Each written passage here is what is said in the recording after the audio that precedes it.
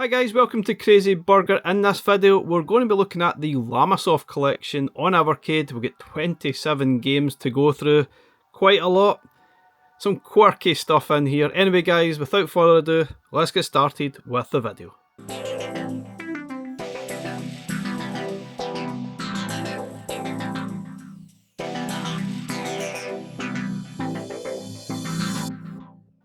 Okay guys, so first and foremost, this was provided to me by Blaze for review purposes, but again, this video was not sent to them prior to upload to YouTube, and my opinions in this video are entirely my own.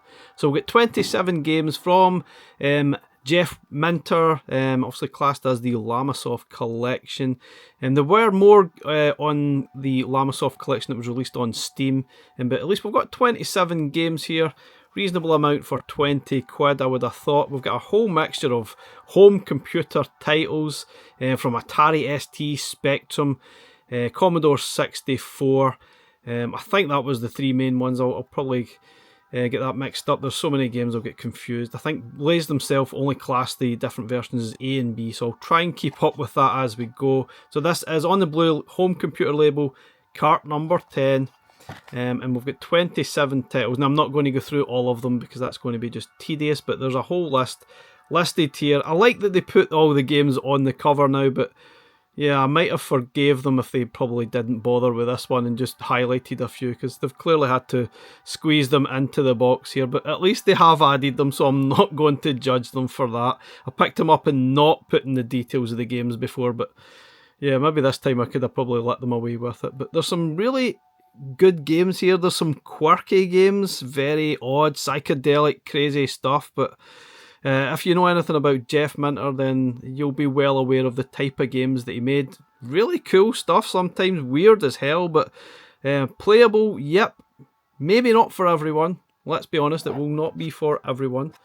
So let's have a look in the box. We've got the Llamasoft Collection cart, which looks really cool. Now, arguably the Steam version or the other versions that are out there might be better value for money, and it is actually a really good collection. But I guess it's still nice to see these things on Evercade. Now, if you've probably been looking at some of the sneak previews that Blaze themselves have been putting out, you'll know that this one came with some stickers, which are pretty cool. I'm not sure what I would do with them. Perhaps stick them somewhere on the actual Evercade devices. Not sure. I think for me, I usually just keep them safely in the box. But I like to see some freebies in the shape of stickers or a poster or something. It adds a little bit of value to the collection itself, which is pretty cool. So we've got a very meaty manual. There is a lot of pages to this, and some of these games definitely need a little bit of help because they are quite in-depth. So the first page, as usual, we'll get some more background to Llamasoft, which was obviously founded by Jeff Minter. And he's certainly got a very interesting background, and I did actually see him at the Blackpool Expo last month in October.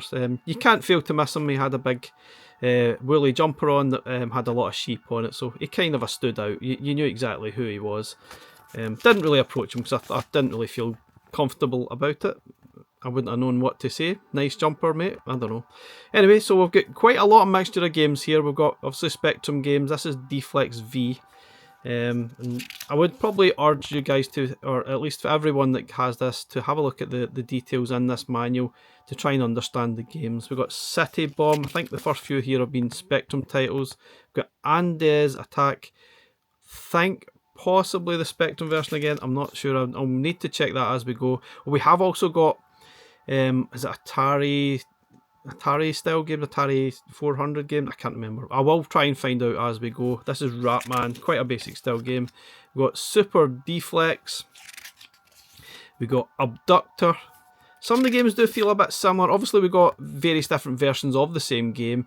We've got the C64 version of Gridrunner and also the Spectrum version, for example. And Blaze themselves have really just classed them as A and B for some reason. I don't think they're allowed to say Spectrum, Commodore or C64 just for sort of copyright issues, I believe. So we'll get Attack of the Camels, we've got Laser Zone, we've got Matrix Gridrunner 2, nothing to do with the movie. Hover Bovver, which is a lawnmower game. Get Metagalactic Llamas Battle at the Edge of Time. Wow. He must have been totally stoned coming up with that name. Forgive me if you weren't, Jeff, sorry. Revenge of the Mutant Camels. Hellgate. Sheep in Space, obviously. Ancipital. Yep, we've got a few pages about that one. That one was quite confusing to play. We've got Batalyx. That one definitely confused me when I was playing that in my preview video. So definitely need to read the manual and trying to understand that game. Lots of pages for that, thankfully. We've got Voidrunner. We've got Revenge of the Mutant Camels 2. I think some of the last ones here might well have been the ST games. Like Super Gridrunner, I think, is the Atari ST game. So interestingly, we've got more Spectrum games. Obviously, we got the first ones from the Rare collection, and now we got the first ever Atari ST games on Evercade as well. So lots of firsts this month on Evercade, which is absolutely mind-blowing. And we've got Llamatron 2112 or 2112. I don't know how you want to pronounce that. Generally, this would be known as like a dual stick shooter, but you can see here that Blaze have got the buttons allocated to the D-pad and the face buttons, which is great. It should work pretty similar to Xenocrisis as well, which is fantastic. This is obviously based on Robotron. A lot of the games are sort of based on different other style games. But anyway, guys, let's have a quick bash on the EXP. And I'll try my best to play through all 27 games in the video. So beware, it might be a fairly lengthy video. So I do apologise for that. I will leave chapters. You can jump to whichever game you want to look at.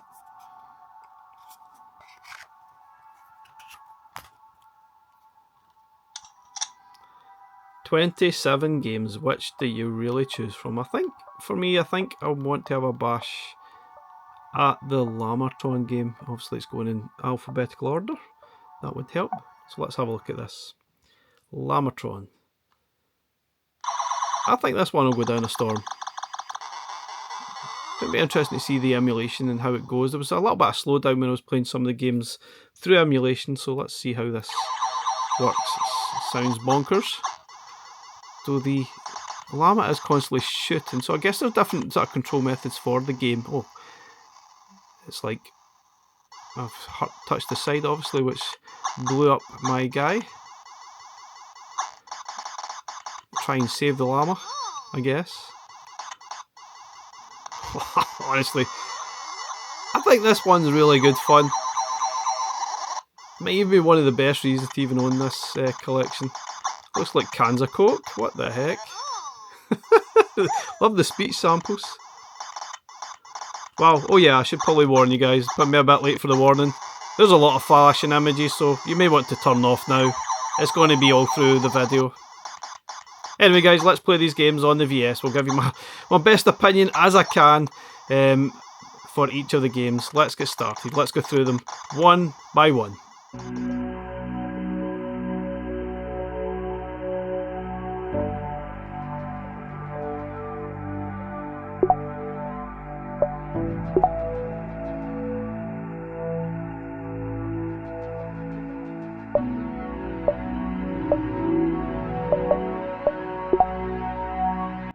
Okay guys, so before we get started, I have to warn you there is photosensitivity warning for a lot of these games. It is listed when I'm going through the sort of titles here. See, it's got flashing light warnings at the start in the menu screen. So if it's there, be warned, if you're sensitive to this, it's going to cause issues. Basically, that's most of these games, so you might want to turn off now. Anyway, starting with Deflex V, and this is a VIC-20 game. Now, apparently this was the first, or one of the first games that Jeff Minter ever created. And it's quite simple, really. You're just trying to deflect the ball using the A and B button to try and touch the ball against the number, and then you'll just keep on going through the levels. Now, if you put too much of the bats, as they're called, on the screen, it basically causes a bit of an overload, and you'll sort of lose a life. I think that's what actually happens. It's a little bit boring, and graphically it is quite tough to sort of look at, especially on the handheld. I actually struggled quite a bit to try and make this out on the smaller handheld. On a larger TV it's a little bit better, but on the small handheld it was quite sore in the eyes. It is very basic, and it's not one of those games you'll want to come back to any time in a hurry. Perhaps a bit of a high score chase type of thing, but for me I was bored very quickly.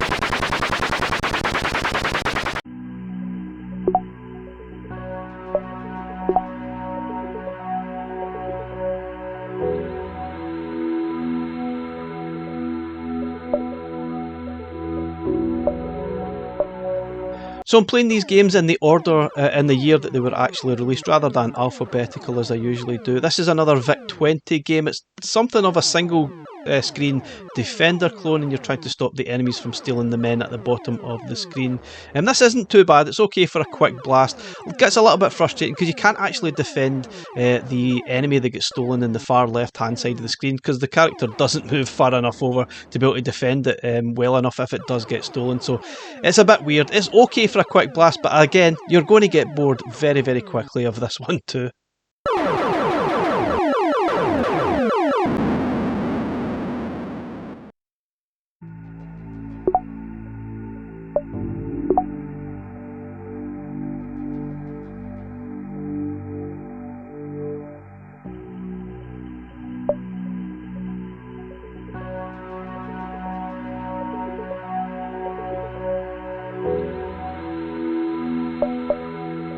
So next up we've got Andy's Attack. This is also on the VIC-20, and this is definitely more of a traditional style defender clone. You're obviously trying to stop the enemies from stealing the sort of men at the bottom of the screen. This one is brutal, I have to be honest. It is such a jerky way to play.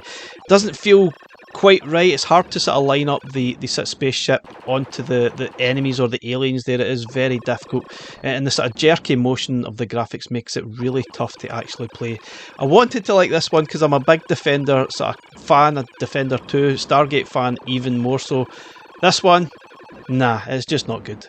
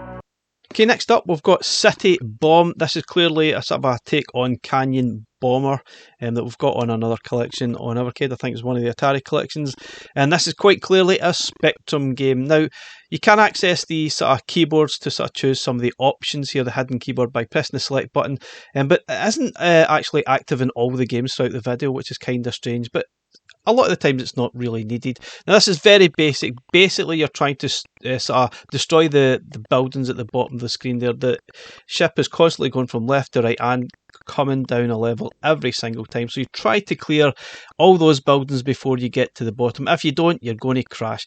It's alright to be honest, but it is very basic, and again, it's going to get boring very quickly.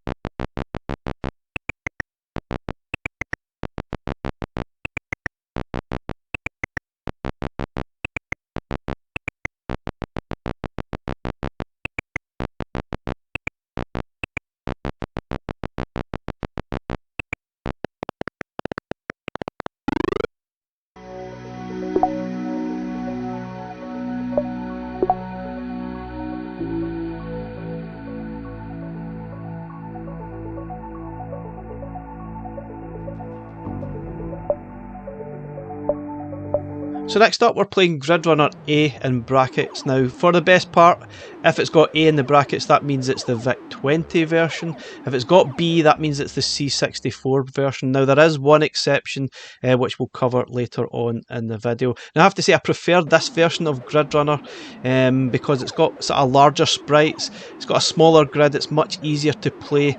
I think the C64 version that we're going to play next is probably a lot harder. It's got a bigger grid, but I found it a lot tougher to actually play. This isn't too bad at all, to be honest. It is good fun.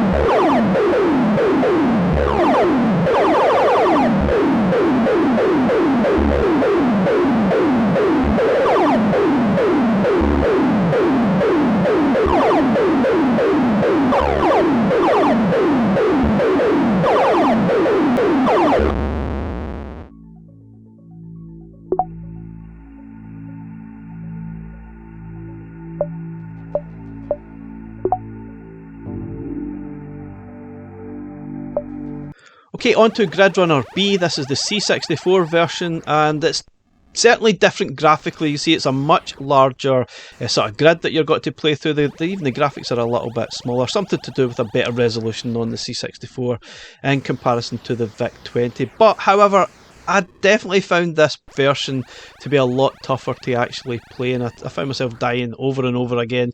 Whereas I felt, obviously, the smaller grid, a little bit of a tighter space, you would think that would be harder, but no, it's actually more fun. Anyway, it's still a decent enough game. It's not boring like the games we played at the start of the video.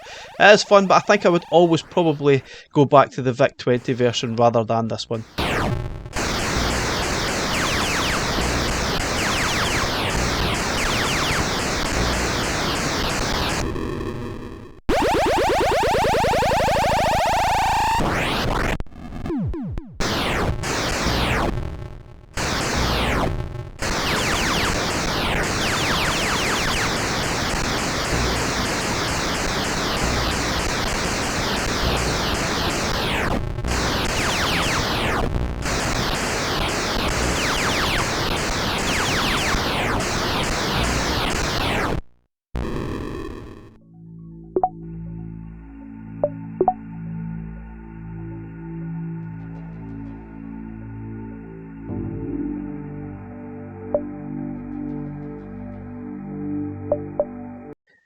Okay, so this is Ratman. Apparently this was one of the first games that Jeff Minter ever made, and it probably does show that. It is very, very basic. This is also in the VIC-20, and basically you're trying to destroy the rats that are falling down from the top of the screen by using the hammer.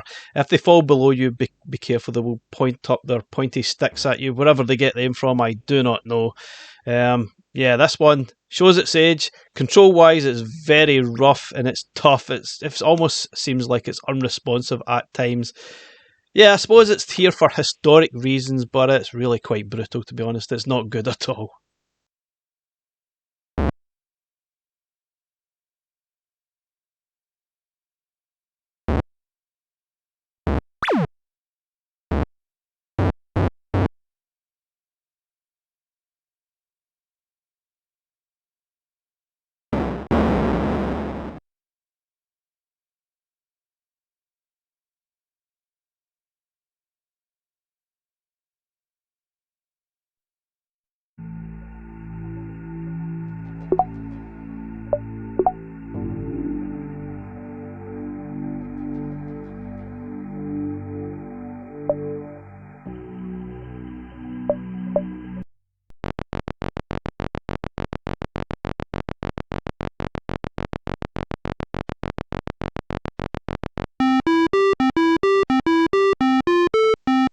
Okay, on to Superdeflex. This is basically a souped up version of Deflex V. Now, I found it difficult to actually start this game, even accessing the keyboard there, trying to press 1 to get started. It just wasn't registering for some reason. But anyway, I eventually got somewhere.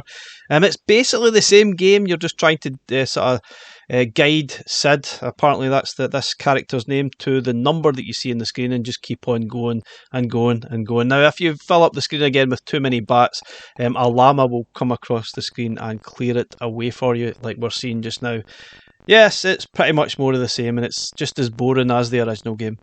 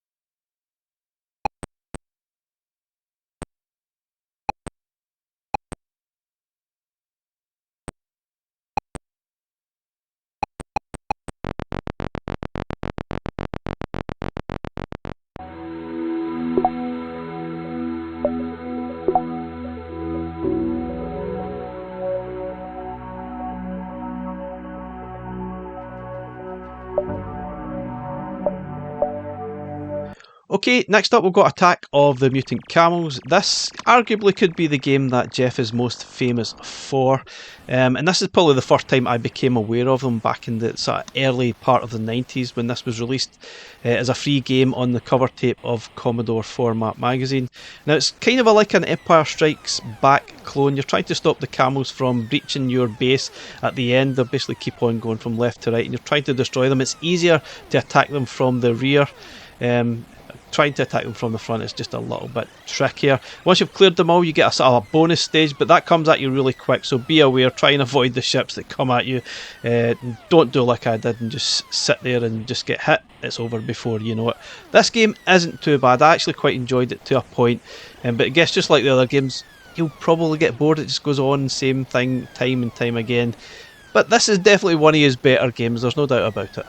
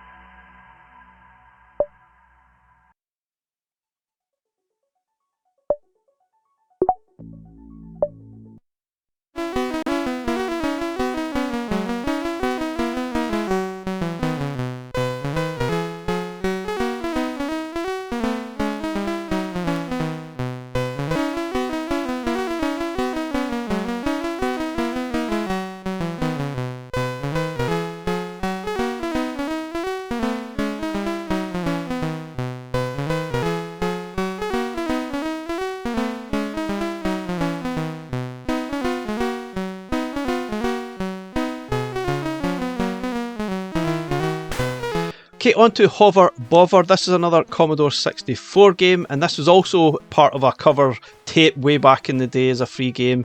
And I remember it definitely stuck in my head. I mean, it's not one of those games you would forget any time in a hurry. It's basically a lawnmower, grass cutting simulator.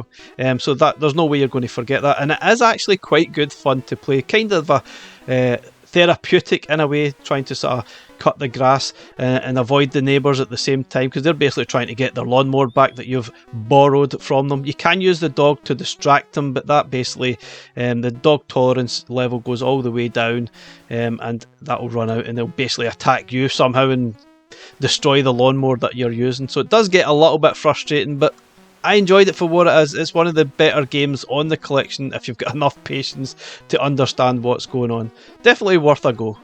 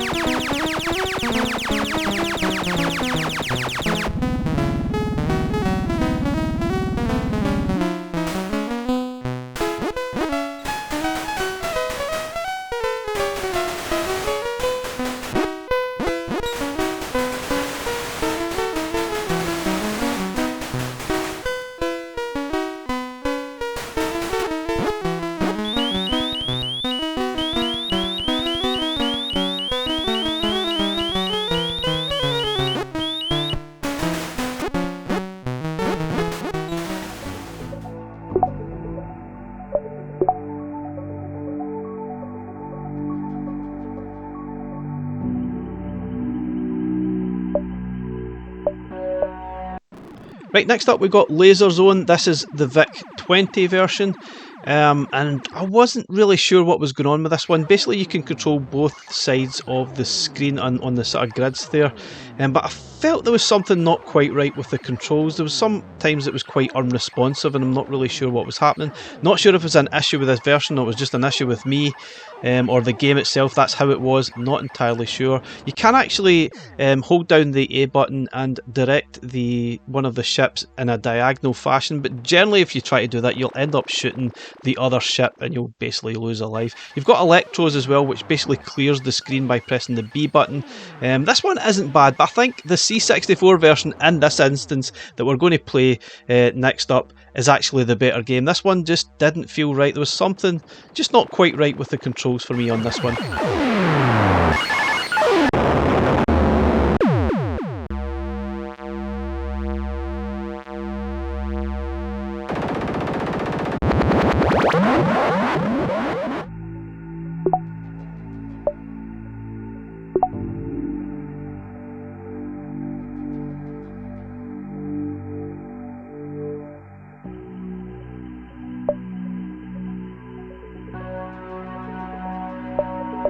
So this is the C64 version of Laser Zone and much improved over the VIC-20 version that we just played. Graphically much superior, enemies are far clearer, the controls are much more responsive and thusly a far more enjoyable experience to play.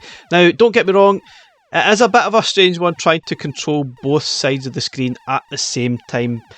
So if you're not used to that type of thing, which I'm really not, I struggled a little bit. Now it does get worse in some other games later in the video, so be warned, it's a bit tricky to get your head round sometimes.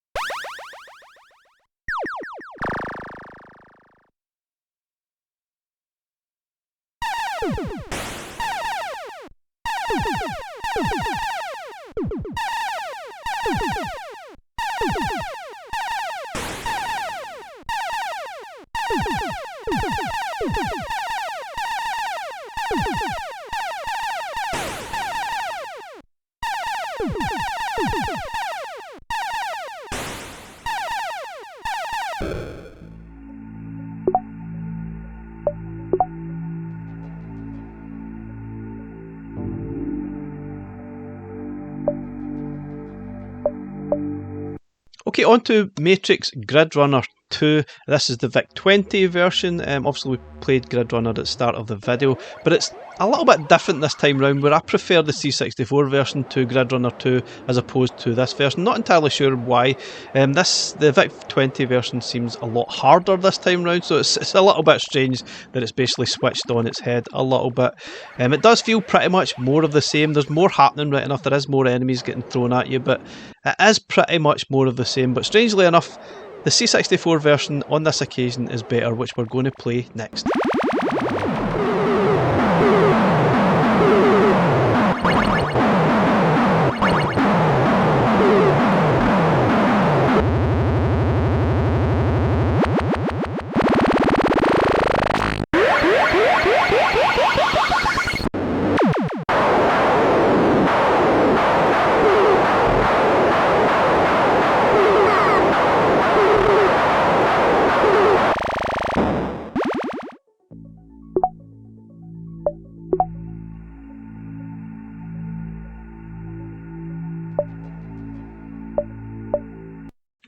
So this is the C64 version of Gridrunner 2, and probably far better to play. It's maybe arguably slightly easier, it's got a slightly larger grid, but unlike the first Gridrunner, it's not as frustrating to play, and I enjoyed this one better. It's quite tough because you get so many things sort of coming at you. You've got the ship at the left hand side of the screen sort of firing at you, you've got the ship at the bottom hand side of the screen firing stuff at you, and you've got the enemies to clear on the screen. That's the basic goal, to clear the enemies that you see going from left to right on the screen. So it does feel a little bit like a centipede millipede clone, I suppose, but sometimes there is so many things going on that it's almost impossible to avoid something hitting you, which does cause a little bit of frustration, but this game isn't too bad at all.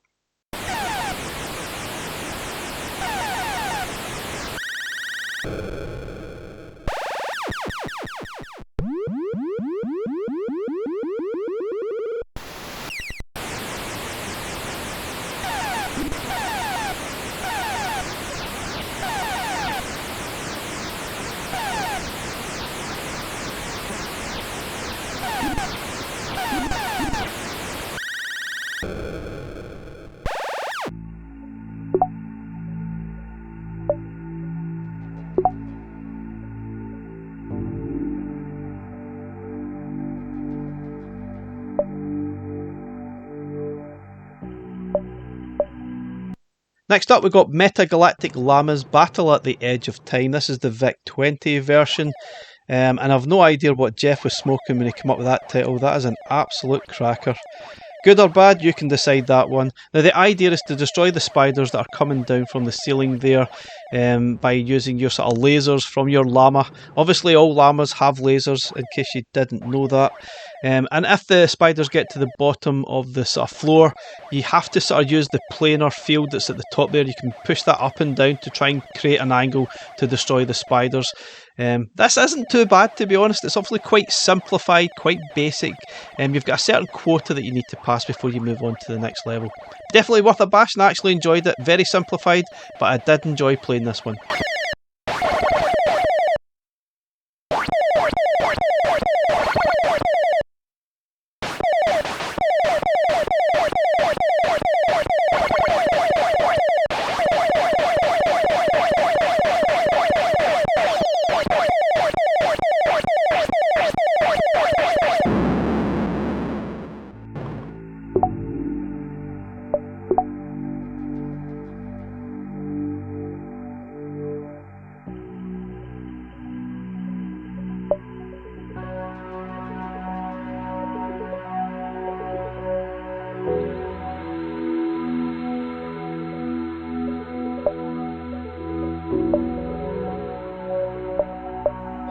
Next up, we got Revenge of the Mutant Camels. Now, in this instance, it does say A in brackets. This one is actually the C64 version, because on this occasion, version B is actually the Atari ST version. That is the only exception to the rule that's got the A and B sort of things in brackets.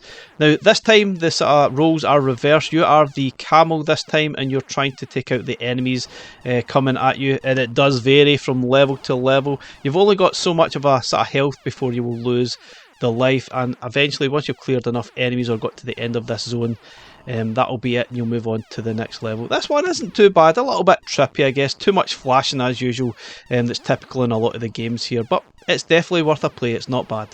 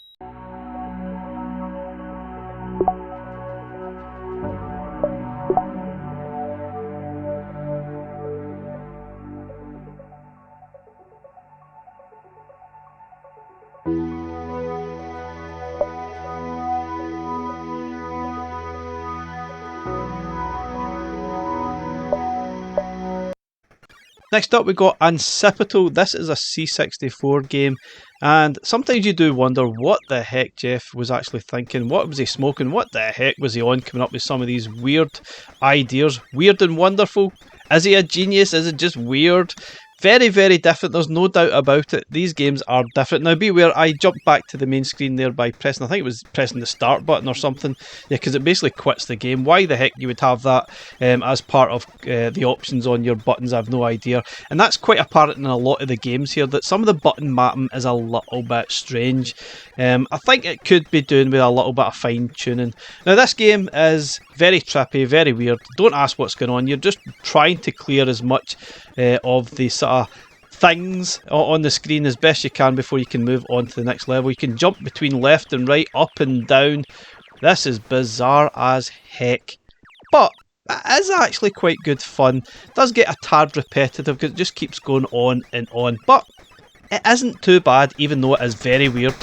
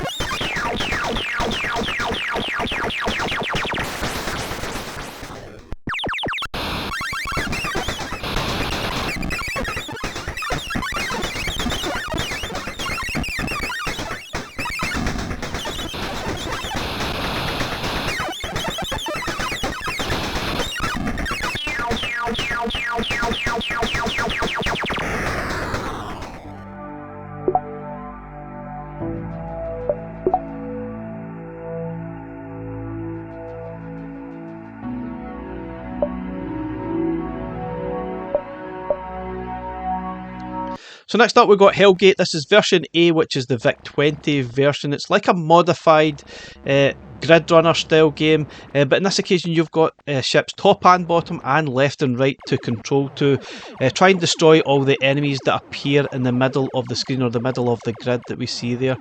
This one's quite hard to get your head around because there's so many things happening, so many enemies at the one time. It's hard to know which ship to control at the one time. I'm not really good at this type of game. It's one of those things as if you're good at playing the drums, if you can tap your head and rub your belly at the same time, then you will love this type of thing. For me, I really struggle to do more than one thing at once, so there's no way I'm going to be able to enjoy games like this. I'm just going to die time and time again. I'm sure there's a good game here, but this one's not for me.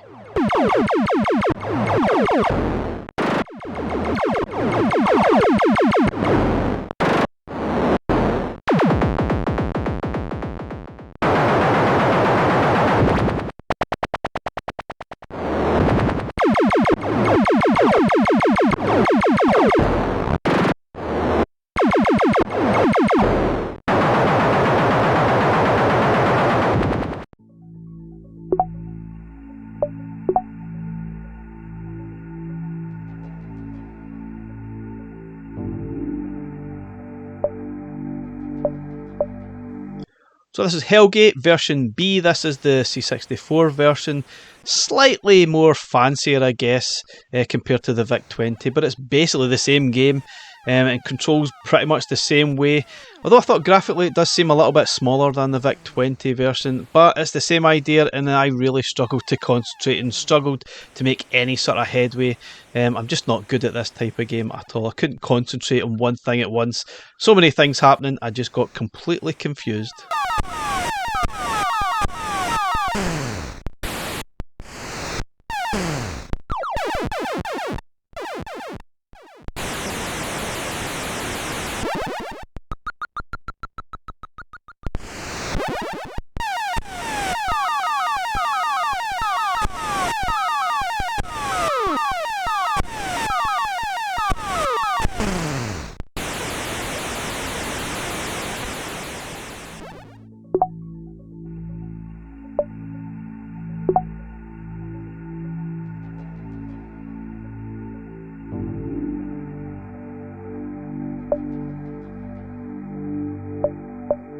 This is the C64 version of Metagalactic Llamas, Battle at the Edge of Time. Not necessarily better than the VIC-20 version on this occasion, it is more or less the same game.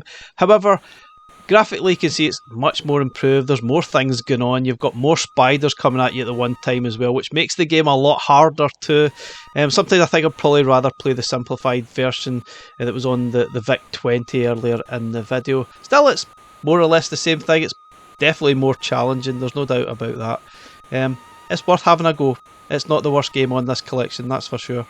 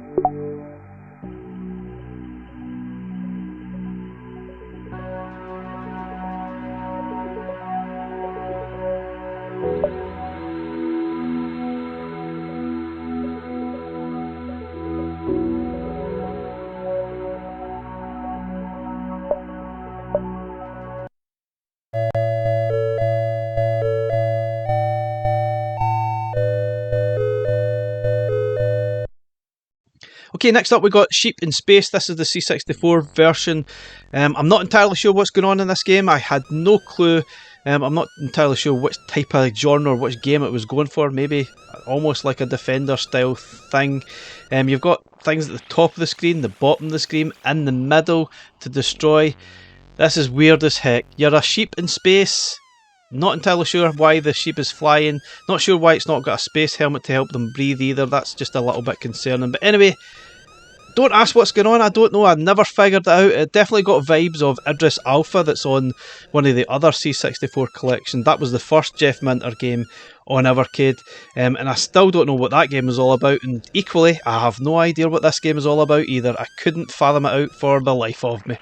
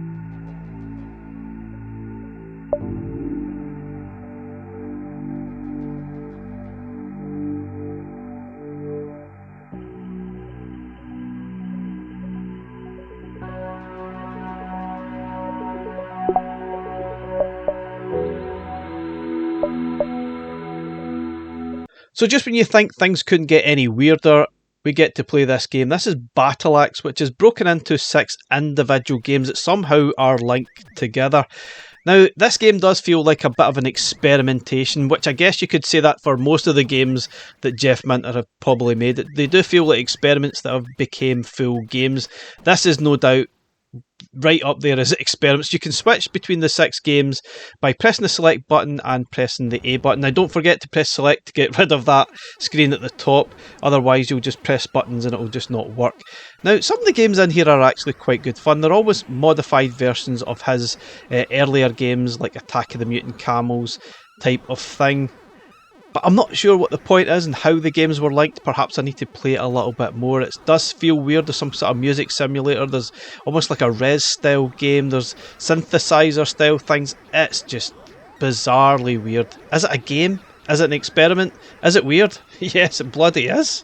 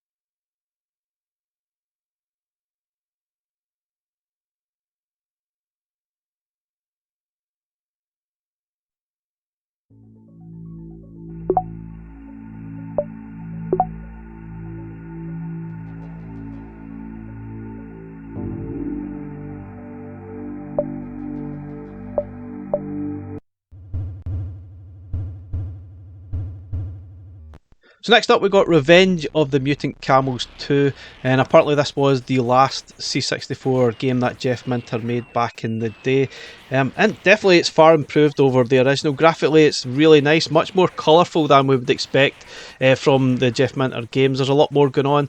Again, totally bonkers, absolutely mad.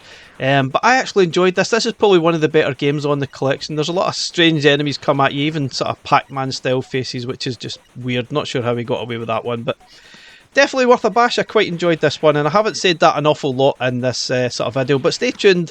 There are some really good games coming that might make this cart worth buying. Maybe just.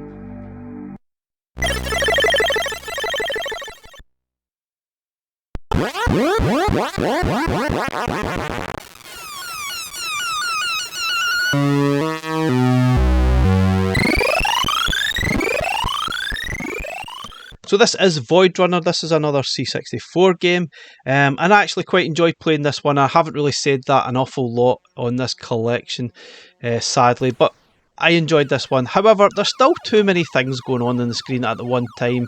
Lots of different effects happening. I think he's just trying too hard sometimes to try and impress, when it would be nice just to try and simplify things back a little bit.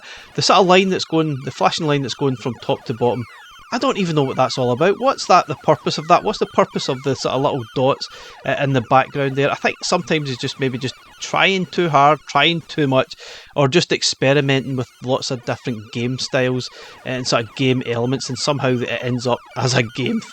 Who knows what he's thinking half the time, but this one is definitely fun to play, and there are 30 levels to get through. Will you get through them all? Who knows?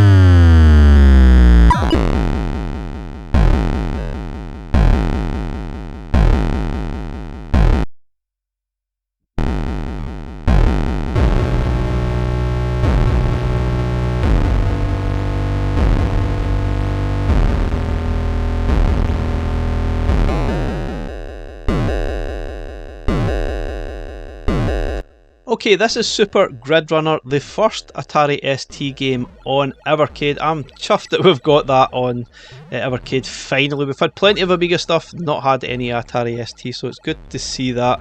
And this game is actually really, really good. Perhaps my second favourite game on this collection. I really enjoyed playing this.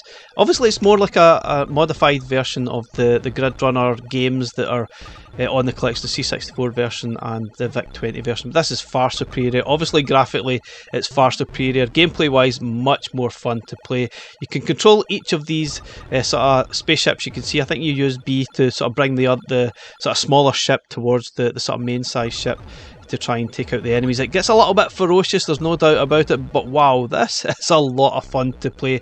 Not really my type of of game, but this was really, really good. I enjoyed this one a lot.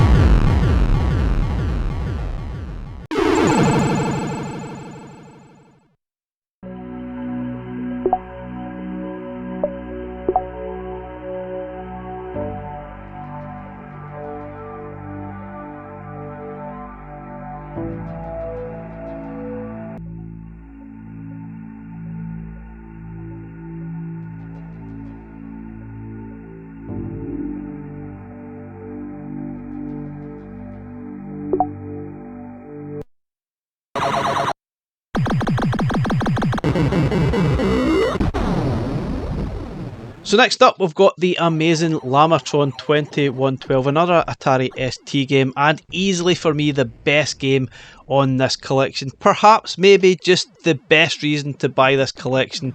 Maybe the only reason to buy this collection. I'm not really sure I can recommend it otherwise, but we'll do our final thoughts in a couple of minutes time. But yeah, I really loved this game. It's such a blast to play, so much fun. Love the speech samples, I love how it plays. Frantic, furious action all the way. Bonkers enemies, Coca-Cola. Who would ever thought you'd be destroying Coca-Cola as an enemy on the screen? Collect the llamas as well if you can for bonus points. What a game. You can play in two different ways. You've got the twin stick shooter style where you use the face buttons, the A, B, X and Y, and a mixture of the D-pad to control the firepower, or you can play just using the D-pad, which is much trickier to play. So I'd urge anyone to press the start button to play this game as a twin stick shooter rather than pressing R1 to get the standard style, which just doesn't work as well for me. What a game. Furious, crazy action, lots of bizarre enemies to sort of destroy, great speech samples as well, and well emulated on the Evercade. Fantastic stuff.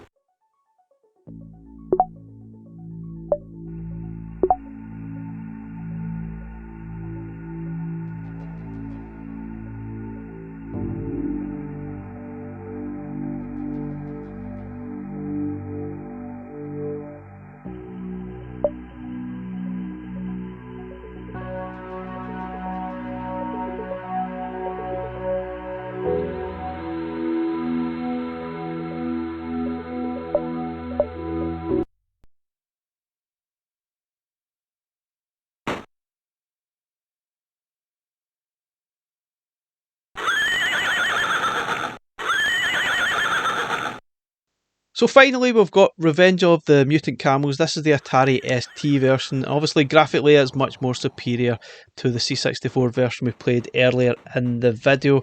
And it's definitely more fun to play, I would say, than that version as well. However, there is a lot of slowdown throughout this game, although not as bad as when I was emulating this game previously earlier in the year. I'm pretty sure there was a lot more sort of slowdown in the Steam version that I played, so maybe Blaze have worked some sort of master stroke and got this running better on the Evercade systems, or maybe I'm just imagining that.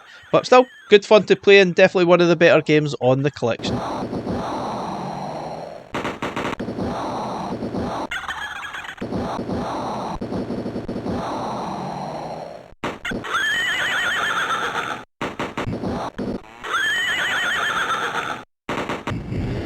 So my final thoughts on Llamasoft Collection on Evercade. Now, this was definitely an arduous task to get through 27 games to make this video. It was a tough sort of experience. There was a few good games. I enjoyed a handful of them. Obviously, Llamatron 2112 was the highlight for me. What an amazing game this was. Fantastic stuff. A few of the other games I really enjoyed, but there was plenty of games I didn't enjoy and thought were quite boring, or they were just too weird or too difficult to get into. This is one of those carts I probably won't be able to recommend to everyone. It's not going to be for everyone, and I'm not really sure who it's aimed at. Obviously, if you're a fan of Jeff Minter, perhaps that's the only reason to get this cart. I can't recommend it based on one game. Llamatron, fantastic as it is, and could be one of the best games to even get onto Evercade. Thoroughly enjoyed it. It is really, really good. But I can't recommend this cart to everyone. I'm not going to say get this cart now, it's fantastic. You would be absolutely gutted if you picked this up and you hated it. And I'm pretty sure a lot of people will hate this collection. Some people will like it though. There's no doubt this is a very different collection to anything else we have on Evercade, and it's going to split the Evercade community right down the middle. You're either going to love it or you're going to absolutely hate it. So let me know, guys, are you going to pick up this collection? Thanks very much for watching, and I'll catch you again in the next one. Bye for now.